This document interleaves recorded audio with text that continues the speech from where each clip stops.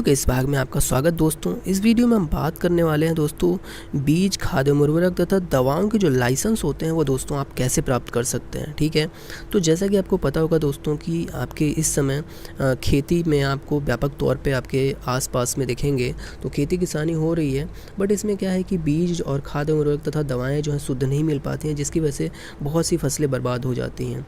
तो आप इसमें अपना योगदान दे सकते हैं और आप कहीं पर भी अपने आसपास गली मोहल्ले में कहीं पे भी अपना जो है बीज, खाद एवं उर्वरक तथा दवाओं के जो लाइसेंस प्राप्त करके अपना गोदाम या दुकानें खोल सकते हैं। ठीक है, तो चलिए हम इस वीडियो में देरी ना करते हुए आपको सारी वो डिटेल्स के साथ बात करते हैं कि आपको इसका जो लाइसेंस है ये लाइसेंस कहाँ से मिलेगा और इसके लिए क्या क्या क्वालिफ़िकेशंस होनी चाहिए, डॉक्यूमेंट्स कौन कौन से लगते हैं और इसमें सारी चीज़ें आपको कितने दिन में ये जो लाइसेंस है वो बन करके आपको मिल जाता है। ठीक है दोस्तों, तो इस तरीके से चलिए हम शुरू करते हैं। ठीक है,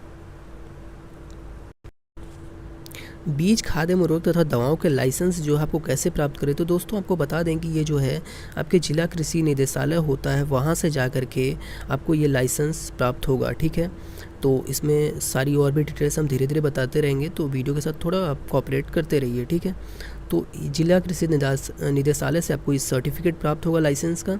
ठीक है, और योग्यता क्या होनी चाहिए, तो योग्यता में हम बात कर लेते हैं दोस्तों कि आपको क्वालिफ़िकेशन जो है कि बीएससी एजी जो होते हैं यानी कृषि स्नातक होते हैं उनके लिए, तो आपको सबको पता है कि कृषि वाले हैं तो कृषि वालों को मिलेगा, बट बीएससी बायो या मैथ हो उसमें आपको एक पर्टिकुलर केमिस्ट्री का सब्जेक्ट हो तो उन्हीं लोगों को ये लाइसेंस मिलेगा। ठीक है, और कौन कौन से लाइसेंस आपको मिल सकते हैं दोस्तों, तो आपको जैसे कि इसमें 3 लाइसेंस मैंने बताया कि सीड का है यानी बीज का है, फिर आपका मैन्योर एंड फर्टिलाइज़र यानी खाद एवं उर्वरक का है, फिर आपको तीसरा है आपको मेडिसिन यानी दवाओं का।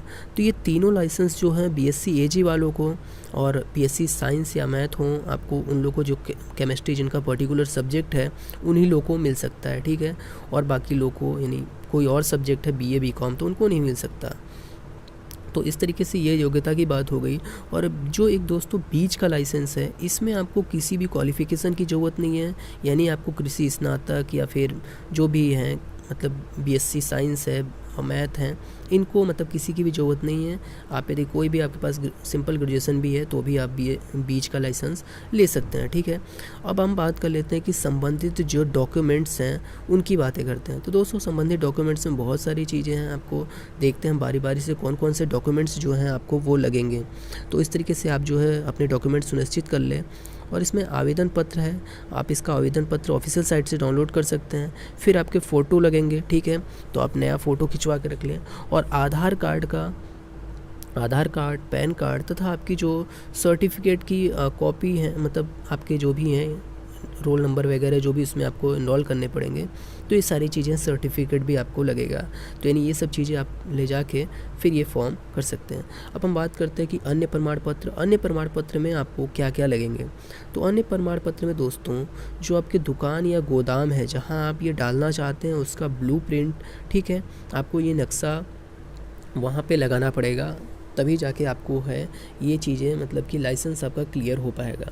क्योंकि जाहिर सी बात है आपके पास सीधे दुकान या गोदाम ही नहीं रहेगा, तो आप ऐसा तो है नहीं कि सड़क के किनारे या फिर घर में रख के मतलब ऐसा नहीं कर सकते। ठीक है, तो आपको दुकान या गोदाम, और इसमें ज़रूरी नहीं है कि आपका खुद का हो पर्सनल, और आपका जैसे कि कहीं पे भाड़े पे भी आपने लिया है तो उसका एग्रीमेंट की कॉपी वगैरह आपको वहाँ पे दिखानी पड़ेंगी। ठीक है, तो आपका मतलब ये चीज़ें दुकान और गोदाम का ब्लूप्रिंट होना चाहिए। ठीक है, फिर हम उसके बाद बात कर लेते हैं कि दोस्तों आपके पास एक करंट बैंक अकाउंट होना चाहिए, क्योंकि आपको लेन देन करना पड़ेगा, तो उसमें भी आपको ये चीज़ें मतलब शो करनी पड़ेंगी। ठीक है, कि करंट बैंक अकाउंट एक आपके पास होना चाहिए। ठीक है, फिर उसके बाद अब हम बात कर लेते हैं कि फ़ीस की।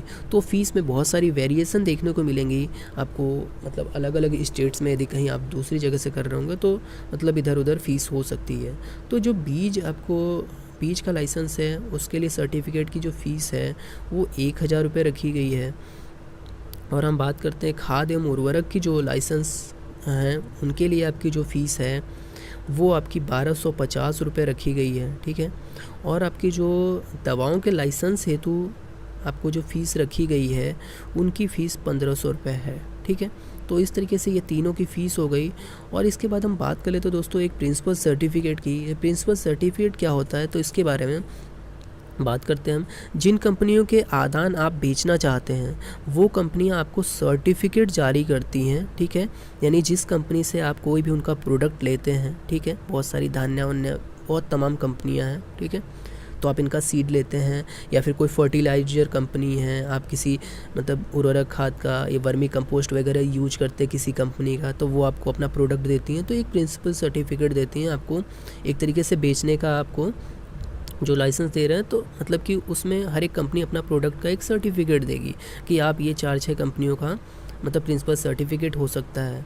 तो इस तरीके से आपको एक आधार दे रही हैं बेचने का, ये होता है प्रिंसिपल सर्टिफिकेट, ठीक है। तो आप कई कंपनियों का ले सकते हैं कि मतलब अलग अलग एक तरीके से वैरायटी का आप चीज़ें रखेंगे, उसके बारे में है प्रिंसिपल सर्टिफिकेट, ठीक है। फिर उसके बाद बात करते हैं नो ऑब्जेक्शन सर्टिफिकेट की, यानी आपकी अनापत्ति प्रमाण पत्र। ये अनापत्ति प्रमाण पत्र आपके पंचायत, नगर पालिका या नगर निगम से जा कर के आप बनवा सकते हैं, ठीक है। इसके बाद ये सारी चीज़ें होने के बाद आप जो है आपको अपने ब्लॉक के जो कृषि अधिकारी हैं, ठीक है, यहाँ पे आपको दोस्तों ले जाके जो नक्शा था आपको वो प्रमाणित करवाना पड़ेगा। और इसके बाद लोक सेवा गारंटी केंद्र में जा कर के आपको ऑनलाइन रजिस्ट्रेशन करवाना पड़ेगा, ठीक है। यदि नहीं होता तो आप जिला कृषि निदेशालय में जा कर के आप अपनी जो हार्ड कॉपी है वो जमा कर सकते हैं, मतलब जो फॉर्म था आपका आवेदन पत्र था वो डायरेक्ट भी जाके जमा कर सकते हैं, ठीक है। इसके बाद ब्लॉक कृषि अधिकारी से आपको चीज़ें हो गई, ठीक है।